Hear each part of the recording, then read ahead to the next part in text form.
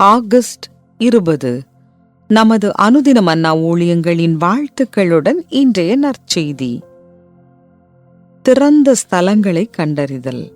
இன்றைய வேத வாசிப்பு யாத்ராகமம் 33 வசனங்கள் 1 முதல் 4 மற்றும் 7 முதல் 11 வரையுள்ள வசனங்கள். கர்த்தர் மோசேயை நோக்கி, நீயும் எகிப்து தேசத்திலிருந்து நீ அழைத்து கொண்டு வந்த ஜனங்களும் இவ்விடத்தை விட்டு புறப்பட்டு உன் சந்ததிக்கு கொடுப்பேன் என்று நான் ஆபிரகாமுக்கும் ஈசாக்குக்கும் யாக்கோபுக்கும் ஆணையிட்டு கொடுத்த பாலும் தேனும் ஓடுகிற தேசத்துக்கு போங்கள். நான் ஒரு தூதனை உங்களுக்கு முன்பாக அனுப்பி கானானியனையும் எமோரியனையும் ஏத்தியனையும் பெர்சியனையும் ஏவியனையும் எபூசியனையும் துரத்தி விடுவேன்.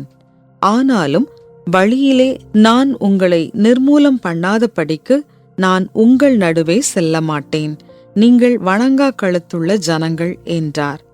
துக்கமான இவ்வார்த்தைகளை ஜனங்கள் கேட்டபோது ஒருவரும் தங்கள் ஆபரணங்களை போட்டுக்கொள்ளாமல் துக்கித்துக் கொண்டிருந்தார்கள். வசனம் 7.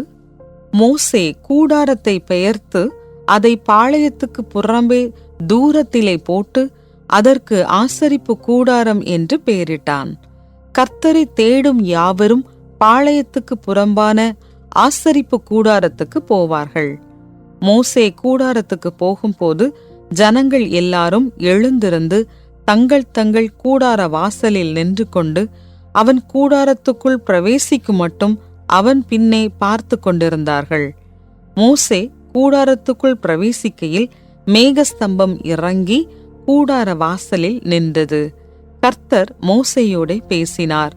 ஜனங்கள் எல்லாரும் மேகஸ்தம்பம் கூடார வாசலில் நிற்க கண்டார்கள். ஜனங்கள் எல்லாரும் எழுந்திருந்து தங்கள் தங்கள் கூடார வாசலில் பணிந்து கொண்டார்கள். ஒருவன் தன் சிநேகிதனோடே பேசுவது போல கர்த்தர் மோசேயோடே முகமுகமாய் பேசினார். பின்பு அவன் பாளையத்துக்கு திரும்பினான். நூனின் குமாரனாகிய யோசுவா என்னும் அவனுடைய பணிவிடைக்காரனாகிய வாலிபன் ஆசரிப்பு கூடாரத்தை விட்டு பிரியாதிருந்தான். குறிப்பு வசனம்: ஒருவன் தன் சிநேகிதனோடே பேசுவது போல கர்த்தர் மோசேயோடே முகமுகமாய் பேசினார். யாத்ராகமம் 33:11. டாக்டர் ரிச்சர்ட் ஸ்வென்சன் தனது மார்ஜின் என்ற புத்தகத்தில், நாங்கள் சுவாசிக்க கொஞ்சம் இடம் வேண்டும், சிந்திக்க சுதந்திரமும் குணமடைய அனுமதியும் வேண்டும். எங்கள் உறவுகள் ஒவ்வொன்றும் பட்டினியால் மடிகின்றன. நற்சிந்தனையோடு சீறி பாய்ந்த எங்கள் குழந்தைகள் காயப்பட்டு தரையில் வீழ்ந்தனர். கடவுள் இப்போது சோர்வுக்கு ஆதரவாக செயல்படுகிறாரோ? அமர்ந்த தண்ணீரண்டைக்கு அவர் மக்களை இப்போதெல்லாம் வழிநடத்துவதில்லையோ? கடந்த காலத்தின் பரந்த பசும் புல்வெளிகளை யார் கொள்ளையடித்தார்கள்? அவற்றை நாங்கள் எவ்வாறு திரும்பப் பெறுவது என எழுதுகிறார்.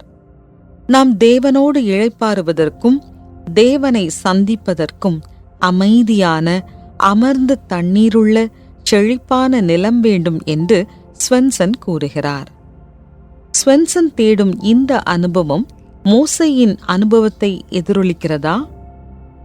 திறந்த வெளிகளை தேடும் வாழ்க்கை முறையை மோசே நன்றாக வாழ்ந்திருக்கிறார் எனலாம். முரட்டாட்டமும் கலகமும் செய்யும் ஜனக்கூட்டத்தை வழிநடத்தி சென்ற மோசேக்கு அமைதியாய் இளைப்பாரி தேவனுடைய பிரசன்னத்தை உணர வேண்டியது அவசியமாய் தோன்றியது. மேலும் மோசே தேவனை சந்திக்கும் இடமான அவருடைய ஆசரிப்பு கூடாரத்தில் ஒருவன் தன் சிநேகிதனோடே பேசுவது போல கர்த்தர் மோசேயோடே முகமுகமாய் பேசினார் என யாத்ராகமம் 33:11 பார்க்கிறோம். இயேசுவும் அவ்வப்போது வனாந்தரத்தில் தனித்து போய் ஜெபம் பண்ணி கொண்டிருந்தார் என்று வேதம் சொல்லுகிறது. அவரும் மோசேயும் பிதாவோடு தனிப்பட்ட விதத்தில் நேரம் செலவழிப்பதன் முக்கியத்துவத்தை அறிந்திருந்தனர். நாமும் தேவனோடு இளைப்பாறுவதற்கும் அவருடைய பிரசன்னத்தை உணர்வதற்கும் இப்படிப்பட்ட ஸ்தலத்தை தெரிந்து கொள்வது அவசியம். அவரோடு நேரம் செலவழிப்பது என்பது நல்ல தீர்மானங்களை எடுக்க உதவும். நமது வாழ்க்கையில் ஆரோக்கியமான விளிம்புகளையும் எல்லைகளையும் உருவாக்கி அவரையும் மற்றவர்களையும் நன்றாக நேசிக்கும் அலைவரிசையை நாம் பெறுவதற்கு அது உதவுகிறது. திறந்த வெளியில் தேவனை தேட பிரயாசப்படுவோம். உங்களுடைய வாழ்க்கையில் இவ்விதமான தனிப்பட்ட தருணங்கள் ஏன் அவசியம்? தேவனோடு நேரம் செலவிடுவதற்கு எவ்வாறு நேரம் ஒதுக்கப் போகிறீர்கள்? அன்பான இயேசுவே, உம்மோடு ஒவ்வொரு நாளும் தனிப்பட்ட விதத்தில் நேரம் செலவிட எனக்கு உதவி செய்யும். ஆமென்.